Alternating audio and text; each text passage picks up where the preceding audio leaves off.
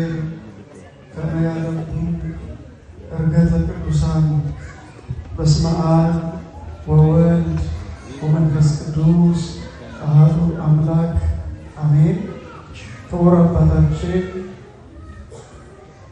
ቆሞስ መላከ መንክራት አባ ገሪማ ተስፋዬ፣ ክቡር አባታችን መላከ ታቦር ቀሲስ አስማረ፣ ክቡር አባታችን መላከ ሕይወት ቀሲስ ሰናይ፣ ክቡር አባታችን ሊቀ ካህናት ተከስተ፣ ክቡር አባታችን አባ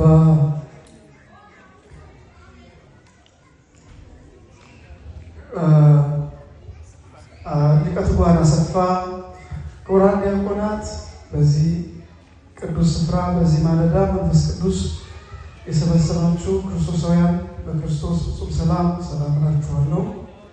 እንደምን አደራችሁ? እንደምን አደራችሁ? እግዚአብሔር ስሙ ለዘላለም የተመሰገነ ይሁን። የዛሬው በዓል እጅግ ሊከበር የሚገባው የክርስቲያኖች የሕይወት ማረጋገጫ የሆነው በምድር ላይ ያለ የሰው ልጅ ሁሉ ሊያከብረው እልልለት የሚገባ ትልቅ በዓል ነው። በዚህ በዓል እግዚአብሔር መንፈስ ቅዱስ እኛን ወዶን እኛን አክብሮን ከዓለማት ካሉ ሕዝቦች መካከል በእንዲህ አይነት ሁኔታ እንድናከብረው ይህንን እድል ሰጠ። እግዚአብሔር ስሙ የተመሰገነ ይሁን። አመስግኑት እስቲ፣ አመስግኑ ሁላችሁ። እስቲ እጆቻችሁ ከፍ አድርጉ።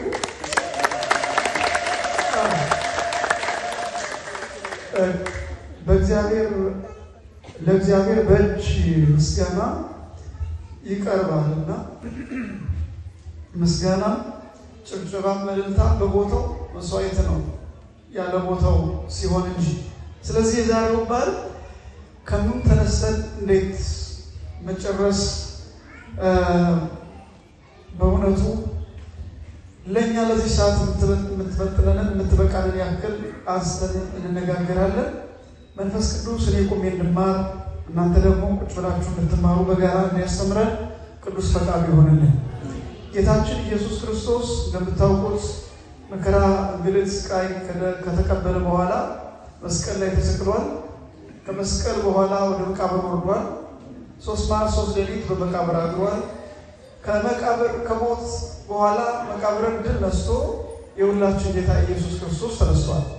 በዚህ ምድር ላይ የሰው ሥጋ ከተዋሃደ የሰው ሥጋ ከለበሰ ከሰው ልጅ ዘንድ በሰው ልጅ ሕይወት ታሪክ ከሞተ በኋላ ተነስቶ በሕይወት የኖረ በሕይወትም ያኖረ ማንም ከኢየሱስ ክርስቶስ ውጭ የለም።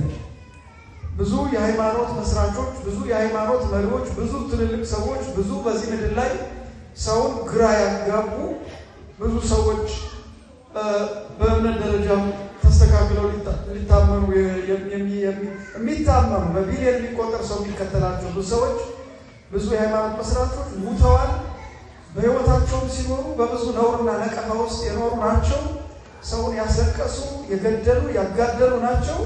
ኢየሱስ ክርስቶስ ግን በዚህ ምድር ላይ ሲኖር አንዲት የጧፍ ቁስታሪ እንኳን አላጠፋም። የሰው ልጆች የጠፉትን ፈለገ፣ ወደ መቃብርም ወረደ፣ መቃብርን ድል አደረገ፣ ተነሳ። ከተነሳ በኋላ እስከ ትናንት ነው ሐሙስ ማለት ነው ለ10 ወይም ደግሞ ለ40 ቀናት ኢየሱስ ክርስቶስ ምን እያደረገ ነበረ? ከሞተ በኋላ ሰው መነሳት እንደሚችልና የተነሳ ሰው ብዙ ሊያደርገው የማይችለውን ኢየሱስ ክርስቶስ ያደርግ እንደነበረ መጽሐፍ ቅዱስ ይናገራል። በዚህ በ40 ቀን ከትንሣኤ በኋላ ለ40 ቀን በመጽሐፍ ቅዱስ ውስጥ ጌታችን ኢየሱስ ክርስቶስ ለ10 ጊዜ ለቅዱሳን ሐዋርያት ታይቷል፣ ለተለያዩ ሰዎች ታይቷል። ዛሬ የዛሬው መታየት ግን የመጨረሻው በዚህ ምድር ላይ ሥጋ ለብሶ ሰዎችን በአካል እየተገኘ በፊት ያደረገው እንደነበረው የሚፈውስበት ከሰዎች ጋር በአካል የሚገናኝበት ጊዜ የመጨረሻው 10ኛው መገለጥ ነው። ዛሬ የመጨረሻው በመቀራኔው ላይ በተቸነከሩ በቆሰሉ ልጆቹ የመጨረሻው ቡራኬ በዚህ ምድር ላይ በአካለ ሥጋ የማይታይበትን ሁኔታ እያዩት እየባረካቸው ያረገበት የመጨረሻው የመገለጥና የርገት ቀን ነው። እንደዚህ የዚህ 40 ቀናት በምድር በሚኖርበት ጊዜ የተገለጠባቸው ቀናቶች መጽሐፍ ቅዱስ መዝግቦ እናገኛለን። እናንተ መጽሐፍ ቅዱስ ያዛችሁ ከሞባይላችሁ እንደዚሁ በእጃችሁ ያዛችሁ እየጻፋችሁ በማስታወሻ ለራሳችሁ ማስቀረት ትችላላችሁ። ኢየሱስ ክርስቶስ ከሞተ በኋላ ሞትን ድል አድርጎ ከተነሳ በኋላ ለመጀመሪያ ጊዜ በጨለማው ሰዓት በእንባና በሐዘን መካከል ለነበረችው ለማርያም መግደላዊት ከመቃብር በኋላ ታይቷል። የዮሐንስ ወንጌል ምዕራፍ 20 ቁጥር 1፣ የማቴዎስ ወንጌል ምዕራፍ 28 ቁጥር 1፣ የሉቃስ ወንጌል ምዕራፍ 16 ቁጥር 1፣ የማርቆስ ወንጌል 16 ቁጥር 1፣ የማርቆስ ወንጌል 24 ቁጥር 1 እነኚህን የሉቃስ ወንጌል 24 ቁጥር 1 እነኚህን በመናነብበት ጊዜ ኢየሱስ ክርስቶስ ሞትን ድል ካደረገ በኋላ በፊት እንደነበረው ምንም ሳይቀየር ሳይለወጥ አይተውታል።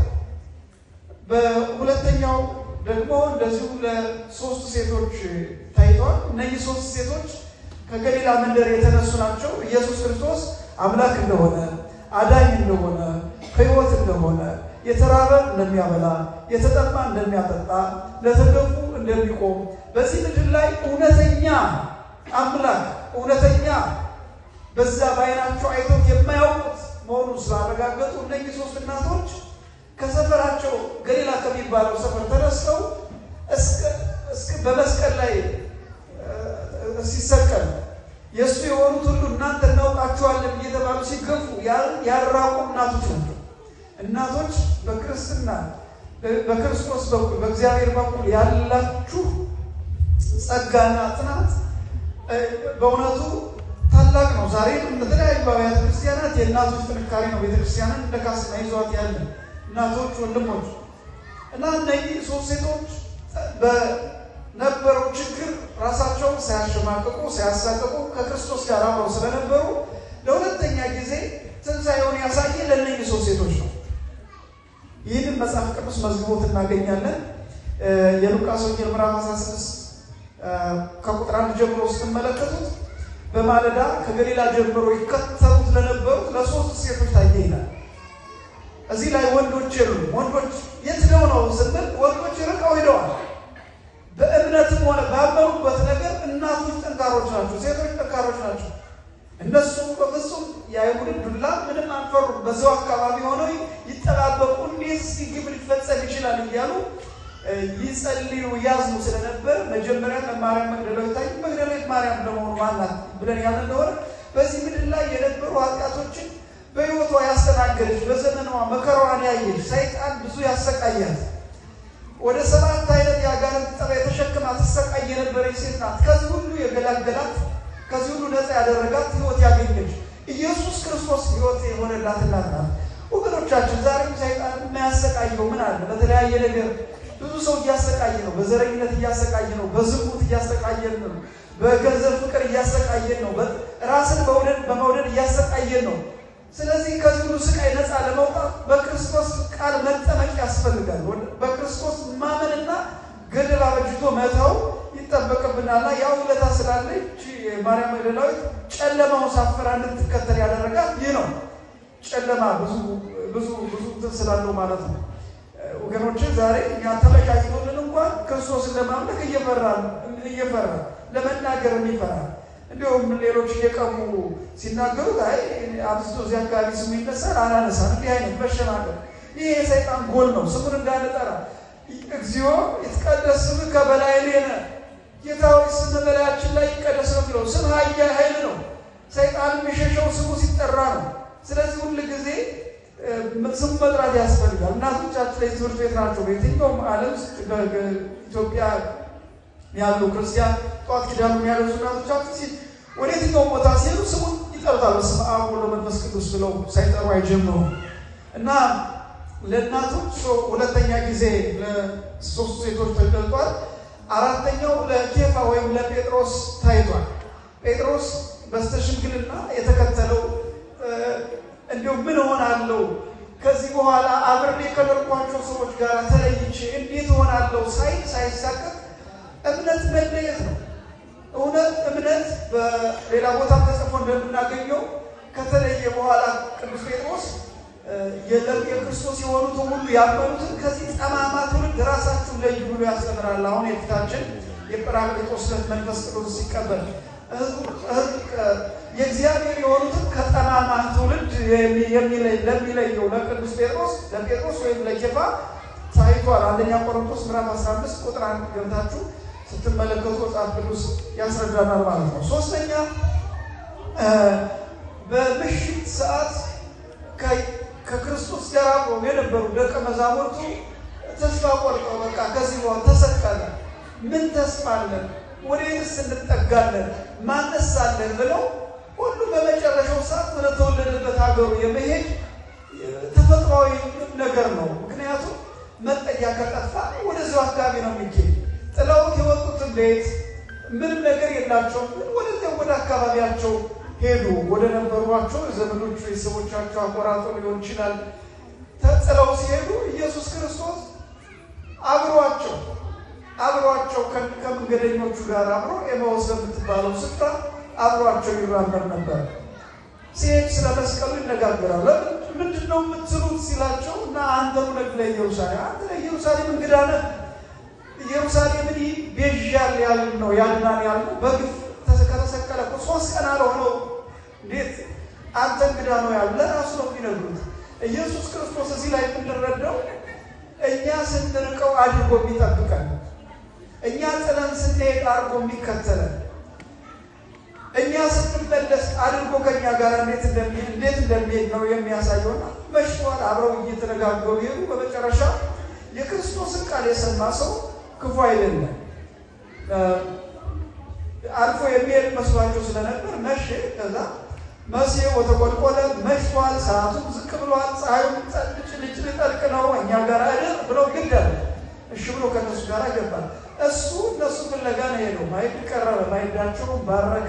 ሲባረክላቸው አይናቸው ተገለጠ ይላል። ምናቸው ተገለጠ? አይናቸው። እግዚአብሔር አይነ ህሊናችን ይግለጥልን። አገራችንም ኢትዮጵያም ቤተክርስቲያናችንም አይኗ የተሰወረው ሰዎች ሁሉ ለኮሙኒስት ፖለቲከኛ ተገዦች የሆኑ የክርስቶስ የውስጥ አይናችን የክርስቶስ መገለጽ ስለቆመ ነው። ሁሉም ተስማምቶ በቤተክርስቲያኒቱ ላይ አገልጋይ ሳይሆን ተሿሚ ሆኖ እየኖረ ያለው የክርስቶስ አይን ሰይፍ ፊት ያቆማል፣ ሰይፍ ፊት ያስቆማል፣ እሳት ውስጥ እንድትገባ ያደርጋል። ብዙዎቹ ቅዱሳን ከሰይፍ ፊት የቆሙት የክርስቶስ አይን በልባቸው ስለነበረ፣ ስለዚህ እግዚአብሔር ያን አይን ይስጠን። አይናቸው በራ ነው የሚለው። አይናቸው በራ ሲል ባለፈው ሳስተምረው ነበረ። አይናቸው አያዩ እያዩ አልነበረም አይልም ቅዱስ ሉቃስ ሲጽፍ። ምክንያቱም እየሄዱ ነው፣ እየተመሩ ሄዱ አይልም። በመንገድ በስነ ስርዓት እያዩ ሄዱ። አይን የተባለው የውጭ አይን አይደለም። አይን የተባለው የህሊና አይን ነው። ቅዱስ ያሬድን ሀበነ እግዚኦ አእይንተ አእምሮ ወትረኪያ ከይረአይ የልቡናችን አይን ስጠን፣ የልቡና አይን ስጠን። ወትረኪያ ከይ አንተን ብቻ ይሰማ ዘንድ አንተን ብቻ ስለ አይን ስለ ጆሮም የጸለየው ወገኖች። ይህ የምናየው ጆሮ እዚህ ላይ ያለው አይን እኛን ለማገልገል ነው እንጂ የውስጥ ሌላ የውስጥ አይን አለ፣ የእምነት አይን። እሱንም አይን ይክፈትልን እግዚአብሔር፣ ለዓለም እሱን ይክፈት። የዓለም ስግብግብ ሆኖ እግዚአብሔር በሰጠው ምድር ላይ ራሱን እያጠፋ እየተጠፋፋ የሚኖርበት አጋጣሚ ነው የነበረው። ክርስቶስ መጥቶ ሰዎችን መልሶ አድኖ ነበር። አሁን ደግሞ ክርስቶስን ከዚህ ህድድን የሚያሰኝ ነገር ሌላ ሐሰተኛ ክርስቶስ፣ ሐሰተኛ አካሄድ ዋናውን በመተው ተመሳሳይ ነው፣ ተመሳሳይ ሃይማኖት፣ ተመሳሳይ የእምነት ስራ፣ ተመሳሳይ አገልጋይ። በነገራችን ላይ አሁን ብቻ አይደለም የተጀመረው፣ ከጥንት ጀምሮ ኤልዛቤልና አካብ የሰማርያ ላይ ነግሶ በአስሩ ነገሥታት ላይ ነግሶ በነበሩ ጊዜ እነዚህ ሰዎች ለባልና ለባሏ 450 ለሚስቱ 450 ካህናት ነበሯቸው ይላል። ይኸውላችሁ ገዥዎችን የሚያጥኑ ከጥንት ጀምሮ እንደዚህ አይነት ነገር አለ። በዚህ ዘመን እሱን እናያለን። የገዥዎች አጎብዳጅ አለ። መንፈሱ አልሞተም፣ ሰዎች የሞቱት እና ከዚህ አይነቱ ደግሞ ለክርስቶስ ከመገዛት ይልቅ ለሰው ከመገዛት እግዚአብሔር ይጠብቃችሁ። ምክንያቱም ነገ እዚህ ወጥተን ምን እንደምንሆን አናውቅም። የትኛውን በደልና ጉድለት ይኖርባችሁ ከእምነታችሁ ጋር ሙቱ፣ ከእምነታችሁ ጋር ኑሩ። እግዚአብሔር በእውነቱ በዚህ ምድር ላይ ሳይሆን በሰማይ ሌላ ስፍራ ያዘጋጀው ስፍራ ስላለ እሱንም በቦታው እንመለከተዋለን። አይናቸው ተገለጠ። ከዛ በኋላ ተመልሰው ወደ ነበሩበት መጡ ማለት ተስፋ ቆርጠው ይኖር ነበር። ዛሬ ብዙ ክርስቲያኖች ቅዱስ ቤተክርስቲያን ተስፋ የሚቆርጡ ሰው ስላጠፋ ተስፋ የሚቆርጡ ጥለው የሚወጡ ብዙ ሰዎች አሉ። ነውር ነው። ኢየሱስ ክርስቶስ ይፈልጋችኋል። ኢየሱስ ክርስቶስ ይፈልገናል። ኢየሱስ ክርስቶስ እውነት ነው። ኢየሱስ ክርስቶስ በሰው አይወከልም። ኢየሱስ ክርስቶስ አገልጋዮች አሉ። የክርስቲያን ስልጣን ከኛ ጀምሮ እስከናንተ ድረስ ስልጣናችን ምስክርነት ብቻ ነው። የምስክርነትን ሙያ ደግሞ የሕግ ሰዎች ታውቃላችሁ። ምስክር ሙያው ምንድነው? ያየውንና የሰማውን ብቻ መናገር ነው። ስለዚህ ያየውን የሰማውን የገባውን ብቻ መናገር ነው። ውሸት ነውር ነው። በክርስቶስ እምነት እንደዚህ ነው። እናንተ በኋላ ምስክሮች ናችሁ ያላችሁ ሐዋርያት እንደዛ ነው ያደረጉት። በነገሥታት ፊት ቀረቡ፣ እውነቱን ተናገሩ። አልቀበልም ሲሉ በቃ ካልተቀበላችሁ የእናንተ ሐሳብ ነው፣ የኛ ግን እውነቱ ይሄ ነው እያሉ እውነተኛውን እየተናገሩ ነው ያለው እና እናንተ እኛም ዛሬ ስለ እውነት ነው መናገር ያለብን። ይህንን አለመናገር ትልቅ ነውር ነው። በእግዚአብሔር ፊትም እንደማፈር ነው። እግዚአብሔር አይታፈርበትም። መበርታት አለብን። በተለይ በዚህ ዘመን ኦርቶዶክሳዊ የተባለ ሁሉ አንድ ላይ ቆሞ እግዚአብሔርና ሌሎች ትውልዶችን መታደግ የሚችልበት ዘመን እንጂ የምንከፋፈልበት ዘመን አይደለም። ተመልከቱ ምድር ራሷን እንዴት እያደረገች እንደሆነ። የት አካባቢ ነው ፍቅር ያለ? የት አካባቢ ነው ጠብ ያለ? የት አካባቢ ነው ሰላም ያለ? ሁሉም አካባቢ ሁሉም ሀገር ነውጥ ነው። የትኛውም ሀገር አንዱን ሀገር ዜጋ ደውላችሁ ስትጠይቁ የትኛውም ሀገር ዜጋ ሰላም አይደለም። በሚመራውም ሲያማርር በቃ የማማር የሚታየውም ዜና በቃ መገዳደል ብቻ ነው። ይሄ ዝም ብሎ እንዳይመስላችሁ ከትንቢት ጋር የመጣ ነው። ጌታችን ኢየሱስ ክርስቶስ የተናገረው ስላለ ሕዝብ በሕዝብ ላይ በመንግስት ላይ ይነሳል፣ የብዙ ፍቅር ሁሉ ይቀዘቅዛል ይላል። ይቀዝቅዝ፣ ምንም ማድረግ አይችልም። በራዕየ ዮሐንስ ላይ ምን ተብሏል? ለምን እንደዚህ ያለ ካላችሁ በራዕየ ዮሐንስ ላይ ቅዱሱም እስከ መጨረሻው ይቀደስ፣ ርኩሱም እስከ መጨረሻው ይርከስ ይላል። መብት አለ በዚህ ምድር ላይ ለእግዚአብሔር እስከ መቼ? ክርስቶስ እስከሚመጣበት ቀን ድረስ እና ተመለሱ። መንገዳቸውን አጥፈው ወደ ክርስቶስ መጥተው ከክርስቶስ ጋር እስከ ሞታቸው ድረስ እስከ ለተሞታቸው ሲያገለግሉ ኖሩና ለኤርምያስ ገነኞች የተገለጠው መገለጥ ነው። ይሄ የሉቃስ ወንጌል ምዕራፍ 24 ቁጥር 13 ላይ ያለው ነው። አምስተኛው ነው። ይሄ ማነው? ይቅርታ ስንተኛው ነው ያለው? አራተኛው ላይ ነው ያለው። በመሸ ጊዜ አይደል? ለኤርምያስ ገነኞች በመሸ ጊዜ 24 ቁጥር 1 ላይ አምስተኛው ቶማስ በሌለበት ሐዋርያት ተሰብስበው ስለ ጉዳዩ ሲወያዩ ስለ ግፉ ስለ ክርስቶስ መከራ ስለደረሰበት ሲወያዩ ቶማስ በሌለበት ኢየሱስ ክርስቶስ ሰላም ለእናንተ ይሁን ብሎ መካከላቸው ተገለጠ እና በመካከላቸው መንፈስ እንዳልሆነ የተወጋው ሰውነቱ ፍጹም አምላክ ፍጹም ሰው እንደሆነ ታይቷል። የዮሐንስ ወንጌል ምዕራፍ 20 ቁጥር 19 እስከ 25 ታገኙታላችሁ። ስድስተኛው በሳምንቱ ደግሞ እንደገና በሳምንቱ ከ8 ቀን በኋላ ቶማስ ባለበት ተገልጧል።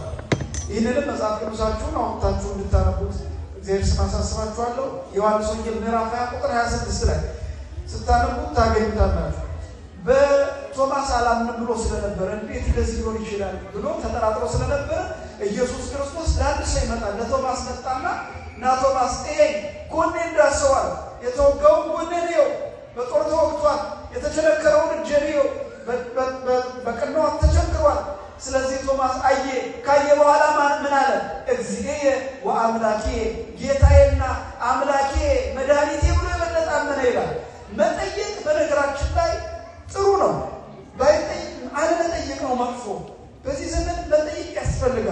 ለማመን ማለት ነው። ቶማስ ጠየቀ፣ ኢየሱስ ክርስቶስ በሳምንቱ ጥያቄውን መለሰለት። የጥያቄ መልስ በሳምንት ሊሆን ይችላል፣ በአንድ ቀን ሊሆን ይችላል፣ በዓመት ሊሆን ይችላል፣ ሊዘገይ ይችላል። ግን ከመጠበቂያው መጠበቅ ያስፈልጋል። ሰባተኛ ላይ አሳ ሊያጠምዱ ሐዋርያት ሄዱ።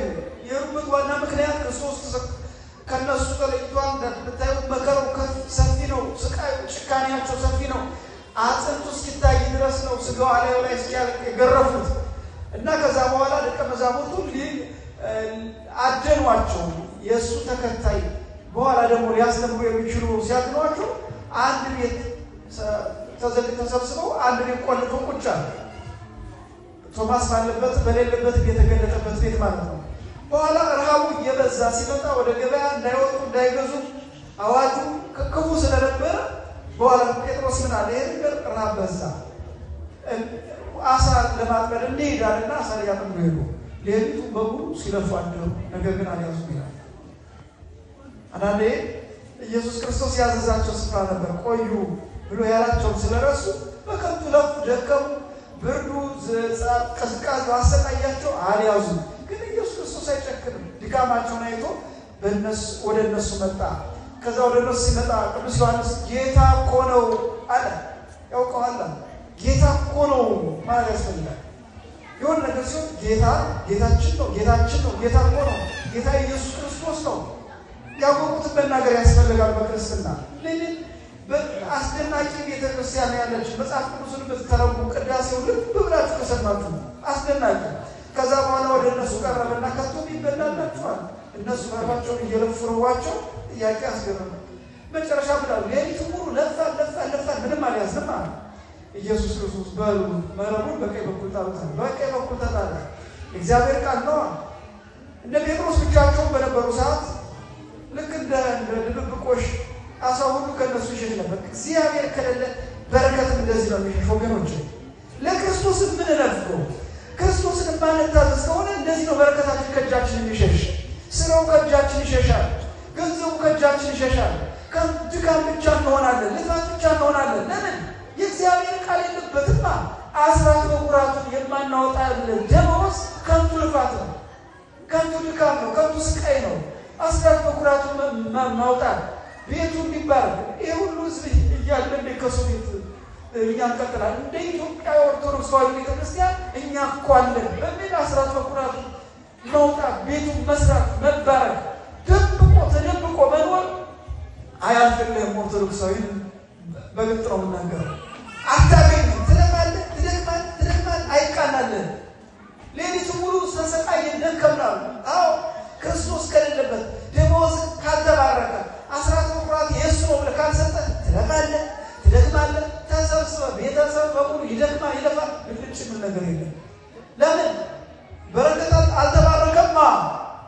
እንደ ቅዱስ ጴጥሮስ ሲለፉ መረቡን ወረውሩታል። አሳው ከመረቡ እያያቸው ይዞራል፣ ይሄዳል። ያ ባህር እኮ አሳ የሞላው ባህር እኮ ነው። የሚገርማችሁ ግን ሸሸ።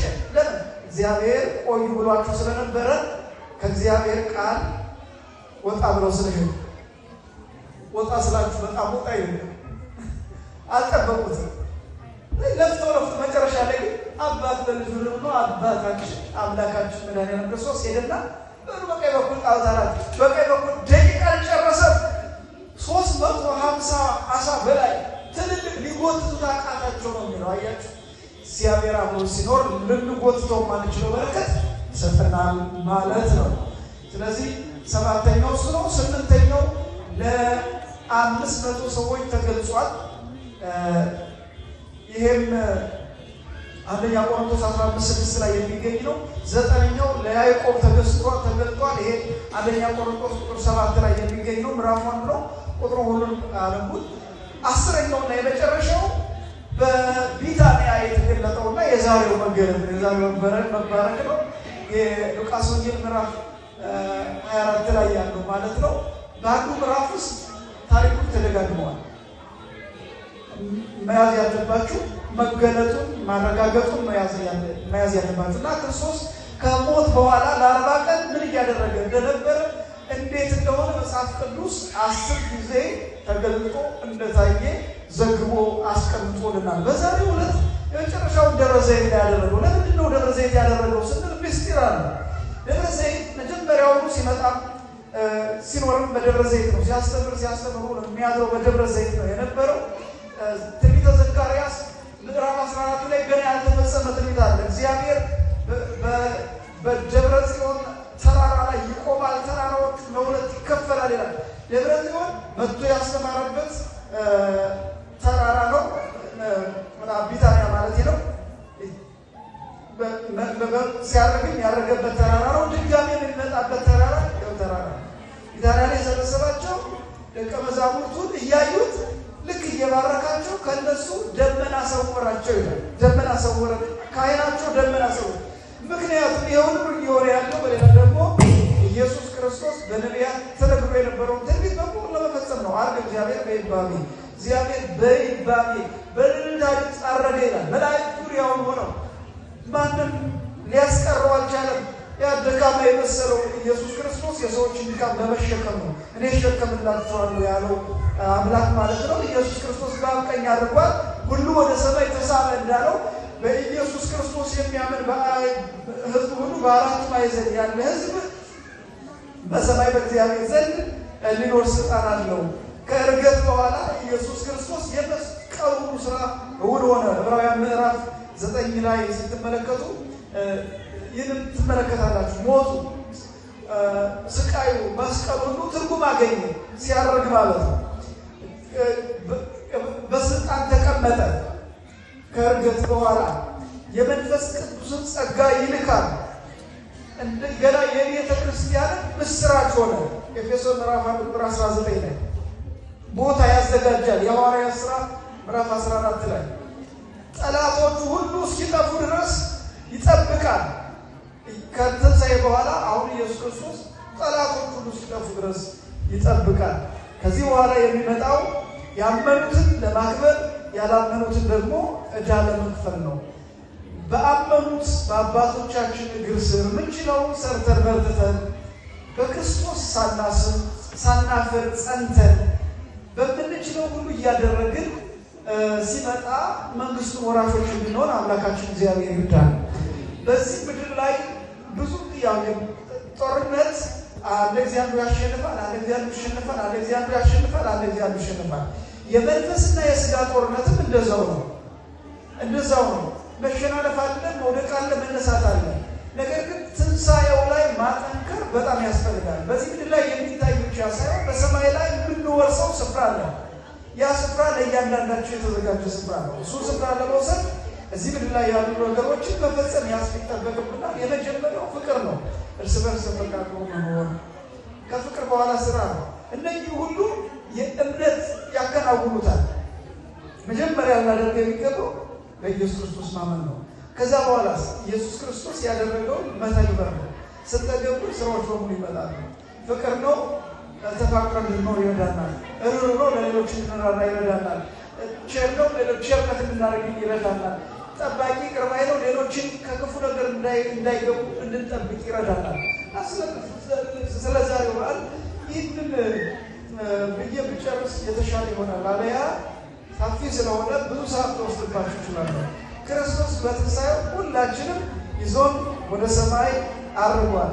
ክርስቶስ የቤተ ክርስቲያን ራስ ነው። ክርስቶስ የሁላችን ራስ ነው። ቅዱስ ጳውሎስ ለነ አባል በውእቱ ራስ የአንድ ሰው ራስ በስሩ ብዙ አካላት አጽፎች እንዳሉ ሁሉ እያንዳንዳችን በየትኛው ዓለም እንኑር በክርስቶስ የምናምን ነጭ ቢሆን ጥቁር አንድ አካል ነን ብሏል። ስለዚህ አሁን ይህንን ነው ማጽናት ያለው። አንድ አካል መሆን ያስፈልጋል። ልዩ ልዩ አካል ሊያደርገን ሰይጣን ታትሮ እየሰራ ነው ወገኖች። በዚህ ምድር ላይ የሰው ጠላት ሰይጣን ብቻ ነው። ይህንን ስራ ሁላችንም ኦርቶዶክሳውያን እንደ ኦርቶዶክስና እንደ እግዚአብሔር ልጅነት እንደማያልፈው አባታችን ትእዛዝ በማሰብ ሁላችን በርትተን ጠንክረን የምንሰራበት እንዲሆን አምላካችን እግዚአብሔር ይርዳን። ወስብሐት ለእግዚአብሔር።